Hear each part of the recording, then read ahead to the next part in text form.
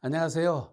세무법인 다솔의 안수남 세무사입니다. 그동안 저희들이 이제 스튜디오 촬영을 해서 상속증여세 편에 대해서는 저희들이 목요일 날 계속 업로드를 해드리고 있었고, 우리 공인중개사님을 상대로 오프라인에서 강의한 그 내용에 대해서는 월요일 날 업로드를 이렇게 해드리고 있었는데, 최근에 저희 사무실에 오신 분, 상담하러 오신 분들 중에 의외로 양도소득세에서 실수들이 많이 나와서 세금을 과세받는 사례가 너무 많아서 우선 양도소득세 분야에서만 좀 정리를 해서 일반인들이 빨리 사고를 안 나게 좀 그걸 좀 해야 되겠다 싶어서 오늘은 상속증여를 좀 쉬고 양도소득세 편에서 일반인이 부동산 거래 시 꼭 알아야 될 사항 중에서 꼭 해야 할 일하고, 또 여러분들이 하지 말아야 할 일이 있어요. 하시면 안 되는 일들이 있습니다. 그리고 양도하기 전에 꼭 체크해 볼 일이 있습니다. 이 세 가지를 오늘 나누어서 우선 그 반대로 아마 이게 한 40곡지, 40한 6곡지 정도 될 것 같은데요, 주제로. 요거를 우선 좀 영상을 내보내려고 합니다. 그런 내용을 조금 이해를 하시고 우리 이 영상을 왜 상속증여가 빠졌을까 하고 생각하실 텐데, 급하게 지금 이거 편집을 제가 해서 기획을 해서 이걸 동영상을 찍기로 했습니다. 이 양도소득세가 왜 어려운가를 조금 이해를 하셔야 돼요. 우선 기본적으로 양도소득세는 부동산에 대한 특성이 있고요. 그리고 매도자에 따른 특성이 또 있습니다. 그리고 매수자가 또 달라고요, 상황이. 제일 중요한 거는 세제가 무수히 바뀌었다는 겁니다. 세금이 무수히 바뀌었어요. 이거는 양도소득세는 정책 세목이다 보니까 과세가 강화돼야 될 때는 과세 강화할 사항들이 강화되고, 또 부동산 경기가 이렇게 하강기에 들어가면은 완화되는 그런 내용들이 있습니다. 그걸 한번 좀 정리를 간단간단하게 해보기로 하고요. 부동산의 특성들은 뭐 어떤 특성이 있을까요? 자, 우리나라 부동산 중에, 거래 부동산 중에 대부분이 한 70%가 주택이라고 합니다. 주택.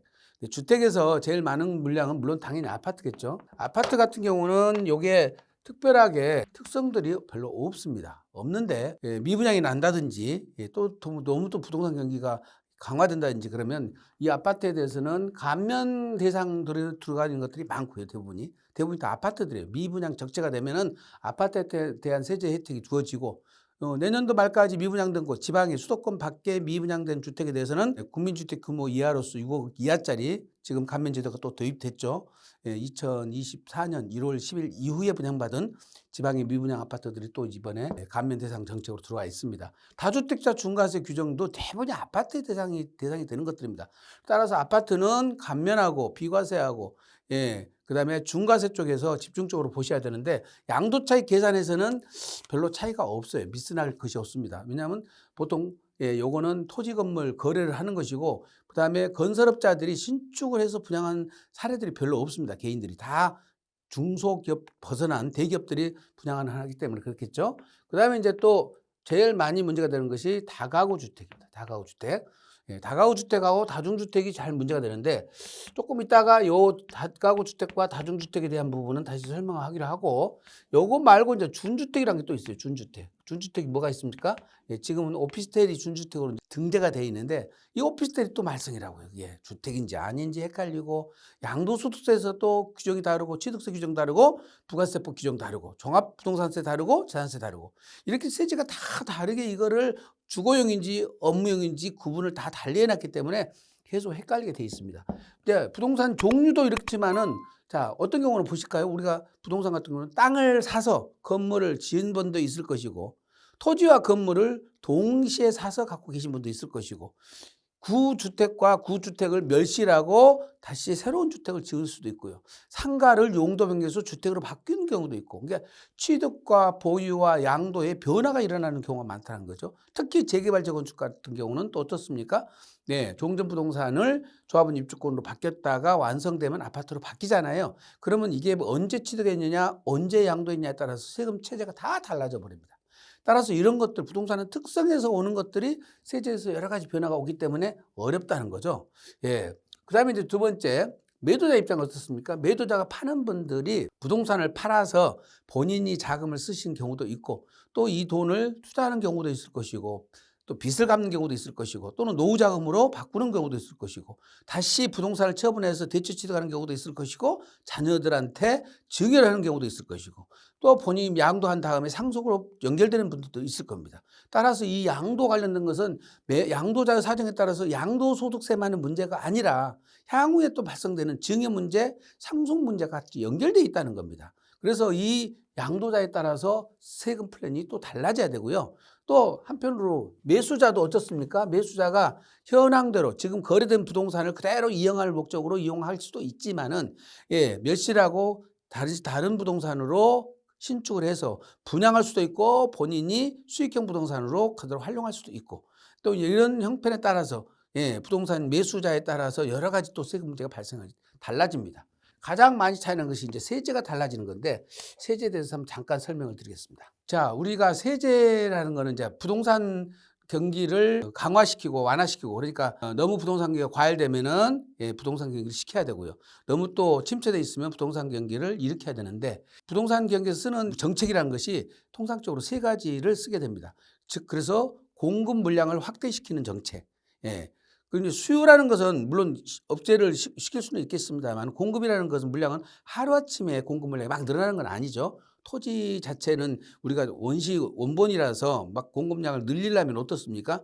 바다를 매립하거나 그럴 수밖에 늘어날 수밖에 없잖아요. 그럼 건물은 어떻습니까? 주택 같으면 기존에 있는 택지에다가 지을 수도 있으면 택지가 없으면 택지를 개발해서 또 지어야 되겠죠. 그다음에 이제 기존 도시에서는 재생 사업을 해가지고 용적률을 넓혀가지고 세대수를 또 늘리는 방법으로 하겠죠. 그러니까 공급 물량을 늘리는 것은 쉽지는 않습니다. 그다음에 금융 정책하고 세제 정책이 있는데 금융 정책은 어떻습니까? 금융을 조이면 수요를 억제시키는 카드로 쓰는 거죠. 그리고 이제 나서 세제 정책은 두 가지가 있습니다. 세제 정책은 어떻게 쓰냐면 과세 강화가 있고요, 완화가 있습니다. 강화 정책 때는 어떻게 했습니까? 부동산 경기가 상승기에 있을 때는 강화 정책을 썼을 것이고 여기는 하락기에서 쓰는데 이 쓰는 그 세제라는 것이 다 정해져 있어요. 그러니까 막 여러 가지를 쓰는 것이 아니라 과세를 강화시키는 정책으로는 뭐가 있냐면 공제를 축소하거나 또는 세율을 인상하거나 이 카드를 쓰는 겁니다. 이 카드를 쓰는 거예요. 네. 두 번째 쓰는 것이 뭐가 있냐면 감면제도를 도입하거나 감면제도를 도입해서 세제 혜택을 주는 방법이 있겠죠. 감면제도를 도입하고 세 번째는 쓰는 것이 비과세 관련된 규정이에요. 비과세 관련된 규정은 요거는 비과세 요건을 강화시키고 또는 완화시키고 이거든요. 그러니까 강화시키는 요건은 보주 요건을 늘리거나 거주 요건을 추가시키거나 또는 일시적 1세대 2주택 있죠. 일시적 2주택. 이 기간을 연장하거나 단축시키는 겁니다. 다 이렇게 이 세 가지 가지고 다 움직이는 거예요. 세제에서는 부동산 경기를 활성화돼서 이거를 세제로 수요를 억제시키려고 했다면 어쩐다? 세제를 강화시키는데 과세권을 강화시키는데 그때 과세권을 강화할 때는 공제들 축소시킨다고 그랬죠. 그래서 통상적으로 장기보유 특별공제를 배제시키는 경우가 대부분 많아요. 지난번에도 다주택자 중과세 규정 2018년 4월 1일부터 시행된 다주택자 중과세 규정에서도 보면은 세율도 중과세 하지만 두 번째 든 것이 장기보유 특별공제를 배제시켜 버렸죠. 그래서 다 그 카드를 씁니다. 요거에 세율을 인상하고 공제를 축소시킨다. 그래서 장기보유 특별공제의 요건을 강화시켜버리고 그래서 80%까지 해주는 1세대 1주택자에 대해서 어떻게 했죠? 종전에는 보유 10년만 해도 80% 해줬는데 2000년부터는 2년 이상 거주를 해야 80% 해주다가 2021년부터는 또 어떻습니까? 2년 이상 거주를 하고 그 다음에 1년마다 4%씩 거주 1년마다 4%씩 보유 1년마다 4%씩 해서 80%를 맞춰서 거주 10년에 보유 10년을 해야 80%가 되도록 이렇게 변경을 해놨다는 거죠. 그래서 이런 세율 인상하고 공제를 축소시키는 방법으로 과세권을 강화시킨다. 자, 감면제도는 어떻게 써요? 여기 강화가 될 때는 감면 당연히 안 해주겠죠. 안 해주고 그 다음에 이제 부양정책을 쓸 때는 감면제도를 쓰게 됩니다. 자, 비과세 규정은 어떻습니까?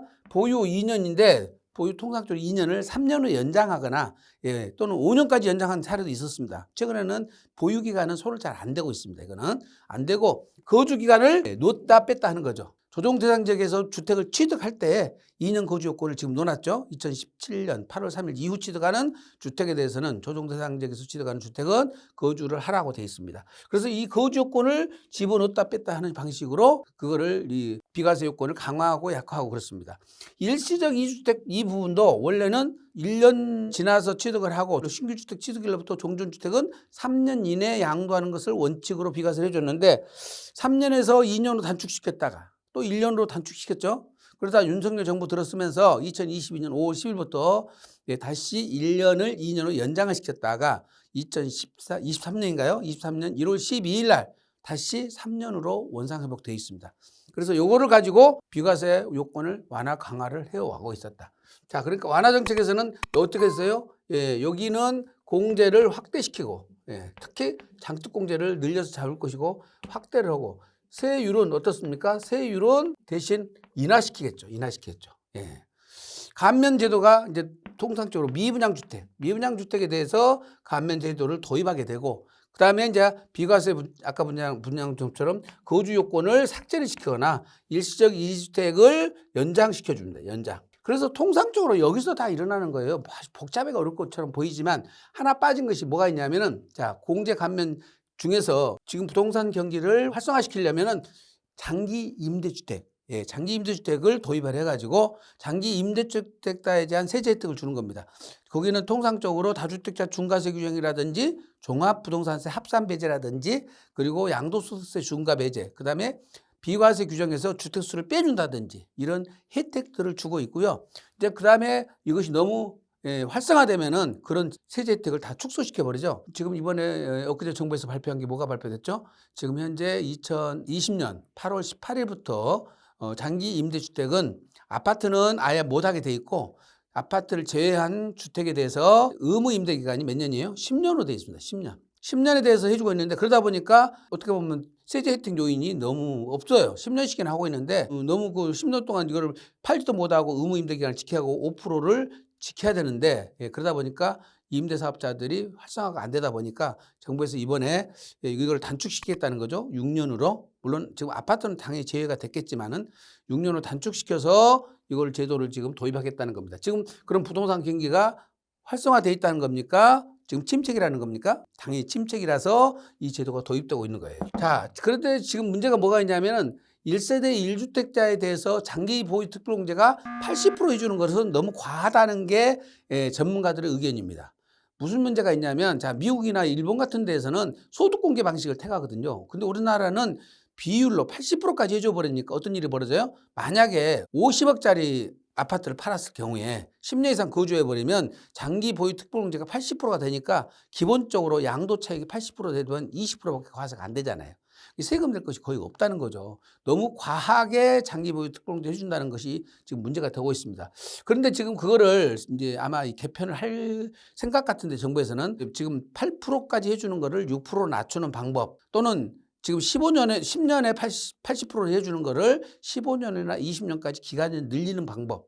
그 다음에 한도를 제한하는 방법. 금액으로 20억까지만 해준다든지 25억까지만 해준다든지 이렇게 해서 한도를 제한하는 방법으로 뭔가 과다하게 장기보유 특별공제가 되고 있는 것을 제한을 할 것 같기는 합니다.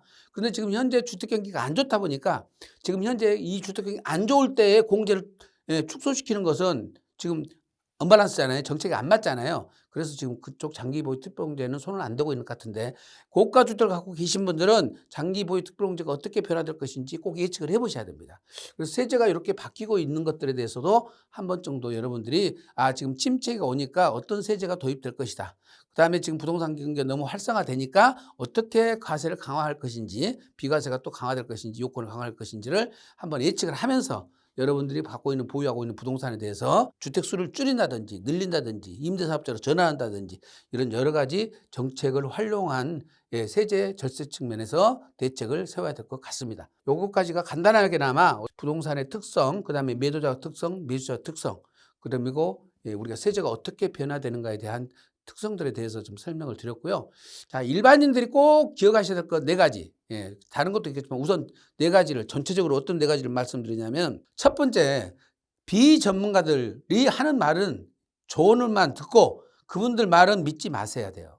특히 우리 주변에 선무당들이 너무 많아. 선무당들이 너무 많으신데 왜 선무당들이 그 남의 일에 그렇게 끼어드시나요? 내 것이 아니면 남의 일에는 끼어들지 마세요. 제발 좀. 그리고 책임질 일도 아니잖아요. 우선 들은 얘기 가지고 정확치도 않은 거 가지고 툭 던져버리시고 그렇게 얘기를 하시면 안 됩니다. 그래서 주변에 계시는 비전문가인들 중에서 절대로 나무 얘기 말 듣지도 마시고 그분들은 조언도 하지 마세요. 그래서 여러분들이 꼭 전문가로부터 뭔가를 정확한 판단을 받으셔야 되고 제가 늘 뭐라고 그랬습니까? 조금 복잡하면은 전문가 세무사님들 세 분을 만나라고 그러셨잖아요. 그것도 전화로 상담하지 말고 대면 상담을 하시고 무료 상담하지 말고 유료 상담하라고 그랬잖아요. 그리고 꼭 녹음해서 반복해서 들으시라고 그랬잖아요. 정확하게 전달 못 받으시면 안 되기 때문에. 그래서 꼭 전문가를 찾으라는 말씀을 드린 거고 그다음에 여러분들이 유튜브라든지 블로그를 활용할 때는 유튜브 촬영 시점을 꼭 확인하셔야 돼요. 유튜브가 2년 전에 촬영된 내용인지 3년 전에 촬영된 내용인지 블로그가 올라온 글이 1년 전 글인지 한 달 전 글인지 5년 전 글인지를 확인하셔야 돼요. 왜? 그거는 작성 때 또는 유튜브 촬영 때 시행되던 법률 가지고 지금 찍고 있거든요. 글을 쓰고 있거든요. 그러면 지금 현재는 몇 년이요? 한참 지난 상황에서는 세법이 어떻게 바뀌었는지 유권에서 어떻게 달라졌는지 그것까지 반영해서 블로그 글을 수정해 주거나 유튜브를 수정해 주진 않잖아요. 그래서 그런 거는 하나의 참고 자료일 뿐이고 지금 내가 양도하는 시점에서 현행 법, 현행 법령뿐만 아니라 해석과 판례를 근거로 판단을 받으셔야 돼요. 본인 스스로 판단했다가는 큰일 납니다. 엊그제 오셔서 상당히 좀 세법 공부를 많이 하신 분이 있는데 이것저것 질문을 많이 하셔요. 근데 내용이 보니까 옛날 블로그에서 활용을 해가지고 당신이 배우신 거예요. 그러니까 지금 어때요? 다 엉터리가 돼버리죠. 그거를 저한테 확인으로 왔어요. 확인으로. 확인을 했으니까 다행이지 확인 안 했으면 어떨 뻔했어요? 큰일 납니다. 그래서 블로그나 유튜브는 어디까지나 여러분이 상식으로 그냥 개념을 잡는데 도움을 받으셔야 되고 최근 거를 정확하게 전문가들 거를 최근 것인지 확인하신 다음에 하셔야 될 것 같습니다. 그리고 제일 중요한 거는 좀 헷갈린다 그러면 여러분들이 그래도 그 업계 고수들을 좀 많이 찾으셔서 그 고수들하고 상담을 받으실 필요가 있습니다. 물론 못 찾으시면 꼭 세 분하고 상담 받으셔서 그 전체적인 것을 정확히 판단하시는 게 좋을 것 같습니다. 네, 이제 본격적으로 부동산 거래 시 주의사항 중에 첫 번째, 계약서를 신중하게 작성하셔야 됩니다. 신중하게 작성하라. 이 계약서가 우리 양도소득세 계산에 미치는 영향이 여러 가지가 있을 수 있습니다. 물론 여러분들이 아파트를 사서 아파트를 파시는 분들 이런 거는 특별하게 해당이 안 될 수도 있습니다. 그러나 통상적으로 지금 제가 설명드린 이런 부분들은 계약서에서 굉장히 중요하니까 무슨 얘기냐면은 이제 부동산을 혼합 거래하시는 경우가 있어요. 혼합 거래라는 것은 단일 거래가 아니라 이제 이런 거죠. 내가 시골에다가 땅을 사서 내려가가지고 논을 사서 주택을 짓고 또 창고를 짓고 그다음에 일부 남은 거는 농사를 짓고 이렇게 해서 매각을 하시는 경우가 있습니다. 그러면 어떻게 되죠? 주택은 비과세, 농지는 감면 대상. 그다음에 나대지 같은 경우는 그거는 비상용 토지가 돼서 중과세가 됩니다. 그러니까 세율이 세금이 어떤 거는 안 나오고 어떤 거는 감면되고 어떤 거는 중과세가 되는 상황이 있어요. 계약서를 한 장으로 그 금액을 써버리면 양도소득세가 많이 나올 가능성이 있다는 겁니다. 예를 들어서 또 이런 것들이 있습니다. 모텔 같은 거 어떻습니까? 모텔. 모텔 같은 경우에 통상적으로 모텔 그러면 여러분들이 계약서를 한 장을 보통 써버려요. 근데 모텔의 구성 요소를 보면은 토지하고 여기에 건물하고 그다음에 뭐가 있어요? 직기비품이 따로 있어요. 직기비품 따로 거래를 하셔야 됩니다. 이거는 따로 거래를 하셔야 되는데 요거는 양도소득세 과세 대상이고 요거는 사업소득세 과세 대상이에요. 그래서 요걸 갖다 한꺼번에 써놔버리면 어떻게 되죠? 전부 양도소득세로 과세돼 버립니다. 물론 어떤 경우는 양도소득세가 더 적을 수도 있을 수 있어요. 장기보유 특공제에 있어서. 그런데 만약에 이 업체가 결손이 나고 있는 업체라고 치면 여기 직기분에서 발생한 양도 차익은 매매 차익은 세금이 없잖아요. 그래서 이거를 세무사님들한테 전문가들한테 상의를 해서 거래를 하셔야 되고 또 이제 이런 거래가 있죠. 예를 들어서 토지 건물을 이렇게 만약에 2층이 있는데 여기에 근생이고 2층은 주택이라고 가정해 봅시다. 근데 주택은 내가 1세 1주택 비과세예요. 근데 근린생활시설은 세금을 내야 되잖아요. 그러면 요게 똑같이 거래가 돼서 예를 들어서 50억에 거래했는데 요게 25억 이렇게 금액이 구분되면 좋겠지만 우리 세법은 50억 이렇게 돼 있을 때 구분을 어떻게 하게 돼 있냐면 기준시가로 하게 돼 있어요. 즉 주택은 개별주택 고시가격, 그다음에 근린생활시설은 기준시가. 요렇게 그 금액 가지고 구분하게 되는데 대신 주택이 근린생활시설보다 고시가가 낮게 돼 있어요. 왜 그래? 주택에 대한 세금을 줄여준다고 더 낮게 돼 있어요. 그러니까 통상적으로 요게 45%, 주택이 45%, 근생이 55% 요렇게 금액이 잡혀 있다는 거죠. 그런데 부수 토지를 똑같이 만약에 부수 토지가 잡혀 있다면 최소한도로 이거는 50대 50으로 거래를 해야 맞잖아요. 그런데 이렇게 45대 50으로 잡혀 있으면 우리가 이거를 구분해서 주택과 근생을 똑같은 금액으로 50억이니까 주택 25억, 근린생활시설 25억 이렇게 계약서를 써놔야만이 비과세가 되는 금액이 커질 수가 있다는 거죠. 그래서 자산별로 이런 혼합거래들은 구분 거래를 하는 게 유리하고요. 이제 또 이런 것도 있죠. 이렇게 땅이 있는데 이거는 아버지 땅, 옆에는 아들 땅이에요. 이거는 아버지 거, 이거는 아들 거예요. 근데 이게 만약에 용도는 비슷하다고 가정해보죠. 근데 요것도 10억, 요것도 10억일 수는 있어요. 근데 아버지는 연세가 많으셔. 아들은 나이가 적고. 그러면 아버지 것으로 많이 가는 게 좋아요? 아들 거로 많이 가는 게 좋아요? 통상적으로 아들이 돈을 더 많이 가는 게 좋다고. 아버지한테 가면 아버지 연세도 있고 또 상속까지 또 이루어지니까 그러면 만약에 아버지 거를 8억으로 하고 아들 거를 12억으로 했을 때 문제가 없겠냐 이 말이죠. 요 정도는 서로 구분해서 쓰더라도 큰 차이가 없기 때문에 세법에서 용인하는 금액 범위 내에 들어가 있다는 거죠. 그래서 이렇게 소유자가 다른데 부동산을 동시에 거래했다면 계약서를 쓸 때는 이렇게 구분해서 쓰라는 겁니다. 그래서 하나에다가 20억 그래서 아버지 아들 이렇게 쓰지 마시고 아버지 거 따로 아들 거 따로 이런 경우는 따로따로 쓰시는 것이 훨씬 유리한데 그러면 금액을 어떻게 나눌 것이냐 이 문제는 지금 시간이 없고 또 여러분들한테 알려주면은 혼란만 오니까 세무사님들한테 가서 확인을 받으셔야 돼요. 이거는 꼭 확인을 받으셔야 되고요. 두 번째는 잔금 약정일이 중요합니다. 잔금 약정일. 자, 부동산을 매매할 때 양도 시기는 잔금일과 등기 접수일 중 빠른 날이 양도 시기가 돼요. 그 양도 시기가 왜 중요하면 이 양도 시기에 따라서 세법이 적용되는 것이 달라져요. 즉 2023년 말에 잔금 청산이 됐으면 2023년도 세법을 적용하고 24년 1월 1일 이후에 잔금이 청산됐으면 2024년도 시행되는 세법이 적용된다는 뜻이에요. 또 그러다가 그게 보유기간을 결정하거든요. 취득일로부터 양도일까지 보유기간에 따라서 장기보유 특보공제에서 달라지죠. 세율도 달라지죠. 그 다음에 정확하게는 옛날에 취득했을 경우는 취득가액도 달라져 버려요. 그렇게 변수가 많습니다. 또는 비과세라든지 감면 적용할 때 이 보유기한 요건이 다 충족돼야 되거든요. 이런 것들을 다 검토를 받으셔야 됩니다.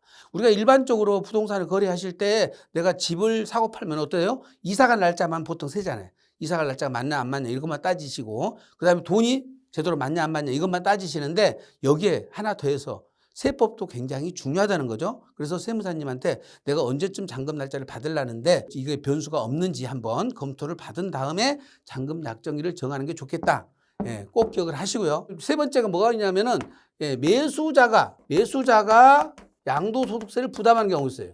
양도세를 부담해 주는 경우에 이 특약사항을 잘 쓰셔야 돼요. 즉 10억에 내가 거래를 하는데 양도세가 또 3억이 나와요. 그러면 자 10억에 3억 플러스해서 양도가액을 13억을 적어 놓으면은 양도가액이 요게 돼버려요. 요게 13억이 돼요. 이럴 때는 어떻게 되냐? 그냥 양도가액 10억이라고 적고 특약사항에서 양도소득세는 매수자가 부담한다. 이렇게만 말만 정으시라고. 그럼 매수자가 부담하도록 되어 있다면 그 세금이 얼마인지는 전문가가 계산해서 나온 금액을 매수자가 내주는 거잖아요. 그러니까 여기다 금액을 굳이 적어서 합산을 해놓을 필요가 없다는 거죠. 합계를 내놔버리면 이게 또 양도가액이 돼서 결과적으로 3억에 대한 양도세가 또 나올 거 아니에요. 그래서 계약서를 쓰실 때 이 매수자 특약사항은 꼭 이렇게 지금 매수자가 양도세를 부담하는 조건 그 경우에는 지금 보신 것처럼 거래가액만 적고 그다음에 양도소득세는 매수자가 부담한다는 특약사항만 적을 뿐이지 거래가액에다가 양도세까지 합해서 다시 거래가액 기재하시면 안 된다. 이거 꼭 지키셔야 됩니다. 두 번째 이제 종중이나 종교단체가 거래하실 때 좀 조심해야 되는데요. 종중과 종교단체. 우리 민법에서는 부동산을 소유하는 형태를 단독 소유가 있고 공동 소유가 있고 그다음에 합유가 있고 그다음에 총유가 있어. 총유. 이제 뭐 공부를 또 하신 분들은 다 하셨겠지만 그래서 종중이나 종교단체가 부동산을 소유하고 있는 형태를 총유라고 합니다. 왜냐하면 이거는 그 종중단체라면 저기 종중은 전체가 다 소유하는 것이잖아요. 종교단체도 마찬가지고 전체 그 교인들 거라면 교회 거라면 교인들 전체 거라는 건데 그런데 고위원들이란 것은 사실은 오늘 날짜에 몇 명인지는 모르잖아요. 예, 또 들랑달랑하고. 그렇기 때문에 그 교회에서 이거를 의사결정을 해서 팔라든지 사용 수익권을 처분할 때는 기구가 있어요. 기구. 그 의사결정하는 기구. 예, 예를 들어서 교회 같으면 장로회가 있다든지 뭐 기획위원회가 있다든지 예, 이런 회의에서 결정을 할 것이고 총회 신도회들은 총회를 거쳐서 할 수도 있겠지만은 예, 또 마찬가지입니다. 예, 종중도 마찬가지로 총회에서 의사결정을 할 수도 있고 또는 이사에서 의사결정을 할 수 있습니다. 이걸 재산을 처분한다든지 사용 수익을 할 때는 그와 같은 방법을 통해서 이렇게 의사결정을 하게 되는데 우리 세법에서는 이거를 일거주자로 취급을 해요. 양도소득세를 과세합니다. 대신 양도소득세를 과세한다. 이거는 비법인 사단이라서 예, 법인이 안 돼요. 자, 우리가 납세 의무자는 법인과 개인 형태가 있는데 종중하고 종교단체는 법인은 아니다. 그래서 우리가 통상적으로 비법인 사단이라 사단, 단체라는 거죠. 단체의 성격을 갖고 있지만 법인은 아니라는 거예요. 우리 세법에서 법인으로 인정하는 것은 사단법인과 재단법인을 인정해줘요. 근데 이거는 사단법인, 재단법인 아니기 때문에 비법인 사단이라서 법인은 아니다. 그래서 원칙적으로 일거주자로 인해서 양도소득세를 부과해주도록 됐는데 그런데 종중이라든지 종교단체는 어떻게 보면 개인건 아니잖아요. 그렇게 세제 혜택을 좀 주려고 하는 거죠. 그러다 보니까 요게 법인으로 승인받으면 승인법인이라고 해서 법인으로 승인받으면 요거를 법인으로 취급한다. 예. 법인으로 취급해 주는 거예요. 법인으로 취급해 주면 어쩐다는 겁니까? 법인세로 부과할 수 있다는 거죠. 그러면 법인세로 부과하면 개인에서 법인으로 갔을 때 뭐가 유리하냐? 개인은 양도소득세를 낼 때 6% 내지 45% 세율로 내게 됩니다. 이제 지금 지방소득세까지 따지면 6.6%에서 49.5%까지 내니까 거의 50% 세금을 내야 되잖아요. 그런데 법인의 경우는 어떻게 돼? 9%에서 24%까지 내게 되고 예, 통상적으로 9%에서 19%짜리를 내게 되기 때문에 세율이 반으로 떨어져 버리죠. 법인으로 가는 것이 일반적으로 유리합니다. 또 한 가지는 고유 목적 사업으로 사용했을 때 고유 목적 사업이 뭔지는 조금 더 공부를 하셔야 되겠지만 고유 목적 사업에 3년 이상 썼으면 어쩐다? 요거는 법인세 자체가 비과세 돼 버려요. 그러니까 교회가 교회 건물로 쓰거나 기도원으로 썼거나 예, 또는 담임 목사 사택으로 썼다든지 요랬으면 고유 목적 사업으로 사용했잖아요. 그래서 그럼 어쩐다고? 3년만 썼으면 법인세가 비과세된다. 대신 양도소득세는 비과세되는 규정이 없어요. 네. 그리고 지금 마찬가지로 종중도 마찬가지입니다. 종중이 제각을 썼거나 납골당을 썼거나 또는 예, 분묘가 써가지고 이제 조상님들의 선산으로 사용했다는 거죠. 이 선산으로 사용했다면 이걸 고유 목적 사업으로 사용한 거기 때문에 법인세가 부과되지 않는다는 거예요. 개인으로 가면 양도소득세를 내야 되는데 법인으로 가면 법인세를 예, 안 낼 수가 있기 때문에 요거는 이제 세무사님들한테 전문가한테 가서 상담 받으셔야 됩니다.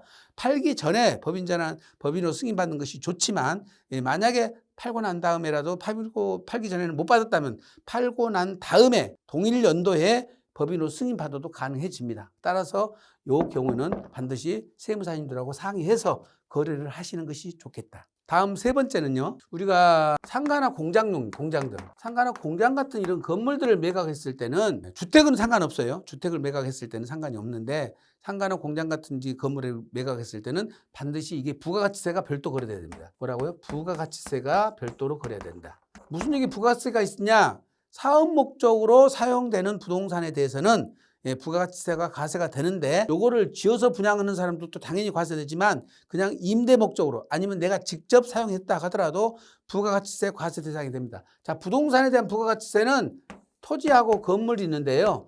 예, 토지하고 건물이 있는데 토지는 부가세 과세가 안 되고 면세라고 그래요. 면세.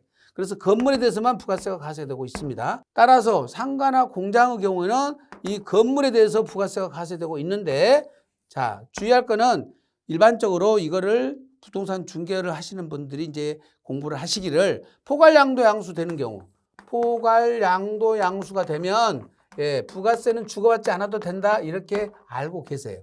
근데 이 포괄양도 양수 개념이 간단한 내용이 아닙니다.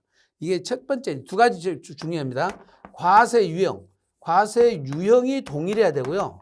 그 다음에 예, 사업 형태가 동일해야 돼. 사업 형태가 동일해야 됩니다. 과세 유형이 동일하다는 이 뜻은 뭐냐면 매도자가 일반 사업자이면은 매수자도 일반 사업자야 돼요. 매도자가 일반 사업자인데 매수자가 간이과세자가 되면 안 된다는 뜻이에요.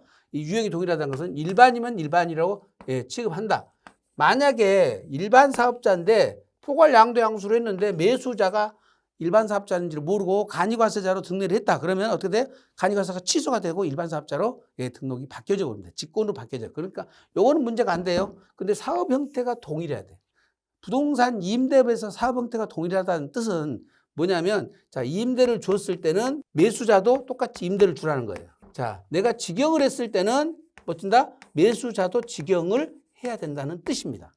자, 모텔을 한번 볼까요? 모텔 같은 경우는 어떻습니까? 소유자가 모텔을 직접 운영하는 경우도 있지만 통상 내가 투자 목적으로 했으면 사놓고 임대를 주죠. 그렇죠? 근데 그 매수자가 산 사람은 본인이 직접 직영을 하겠다는 거예요. 그러면 여기는 임대로 가다가 직영이 되어버리면 영업 사업 형태가 바뀌어버렸잖아요. 그럼 포괄 양도양수가 안 되는 겁니다. 그래서 이것이 포괄 양도양수가 해당이 되냐 안 되느냐 이런 것은 일반인들이 판단할 것이 아니라 매도자와 매수자 세무사님들한테 요거는 맡겨서 판단을 해서 포괄 양도양수에 해당되면 세금에서 발행 안 해도 됩니다. 근데 미국에서 포괄 양도양수가 안 된 것을 포괄 양도양수라고 특약을 썼다고 되는 건 아니다는 거지. 그래서 반드시 이걸 거래할 때는 부가가치세 별도 이렇게 쓰시라고요. 부가가치세 별도 요 말을 써놓으셔야지 된다. 그리고 나중에 부가세 별도라고 했는데 포괄 양도양수에 해당되면 부가세 안 받으면 되잖아요. 근데 부가세 말을 별도라고 안 써놓으면 어떻게 돼? 이제 매도자가 매수자한테 가서 부가세 달라고 그러면 부가세 말 그런 말 안 써져 있지 않습니까? 계약서에 이 말이 안 써져 있으면 매수자는 부가세를 줄 의무가 없거든요. 그래서 분쟁이 생긴다는 거지. 처음부터 세금계산서 끊고 부가세 주고받았으면 매도자는 매수자한테 받아서 내면 되고 매수자는 부가세 준 만큼 환급 받으면 되거든요. 결국은 이게 고정자산 거래와 관련해서는 누구도 부가세를 내지 않는 것이 원칙인데 거래하다 잘못되면 이게 부가세를 무는 경우가 있어서 지금 말씀을 드린 겁니다. 네 번째는 2021년도 1월 1일 이후에 고가주택을 거래하신 분들. 지금 현재 고가주택 거래자들은 기본적으로 2년 이상 거주를 해야 돼요. 2년 이상 거주를 해야 장기 보유 특별공제를 표 2라고 합니다. 특례 공제를 받을 수 있다. 특례 공제는 뭔 뜻이냐면은 보유 1년마다 4%. 4%. 그다음에 거주도 1년마다 4%. 2020년 12월 말까지는 2년 이상만 거주를 하면 80%를 다 해줬어요. 8%씩 해줘가지고. 그런데 지금은 어쩐다? 2년 이상 거주를 해야 보유 1년마다 4%고 거주 1년마다 4%를 해주는데 만약에 2년을 거주 안 했으면 어쩐다는 거예요? 1년에 2%씩밖에 안 해줘요. 장기보유 특별공제 굉장히 차이 나죠? 얼마를? 1년에 2%씩이면 15년 돼야 30% 해주죠. 최고. 15년 돼야 30%가 공제가 된다. 근데 2년만 거주를 하면 어떻게 되죠? 내가 만약에 10년만 보유를 했다 하더라도 저 곱하기 10년이니까 어떻게 되죠? 여기 40%죠. 여기 곱하기 2년이니까 8%죠. 그럼 어떻게 되죠? 2년만 거주해도 48%가 되는데 여기는 만약에 10년 보유했다고 치면 20%밖에 안 되니까 얼마 차이 납니까? 28% 차이 나죠. 장기 보유 특공제를 28% 차이가 나면 세금 차이가 꽤 납니다. 그래서 웬만하면 이제 그래서 어떤 분들은 세액이 한 1억 5천 차이 난다고 쳐봐요. 내가 들어가서 1년 살면 얼마 됩니까? 7,500만 원이 세금 줄어든 거잖아요. 그러니까 1년 사는 것이 5천만 원, 7천만 원 줄어든다면 내가 들어가서 사는 것이 훨씬 유리하죠. 문제는 내가 세를 내놨는데 그 주택에 들어가서 살려면 지금 현재 세입자의 전세금을 빼주거나 그래야 되는데 그 전세금 마련이 안 돼서 빼주지 못해가지고 이제 문제가 되는 수가 있습니다. 그때는 이제 뒤에 나오는 상승임대주택을 좀 활용하는 방법도 있으니까 그때 활용하기로 하고요. 자, 다음 이제 바로 여기 상승임대주택을 한번 설명해 보겠습니다. 이 상생임대주택이라는 게 어떻게 보면은 지금 세제혜택 중에서 제일 큰 세제혜택이에요.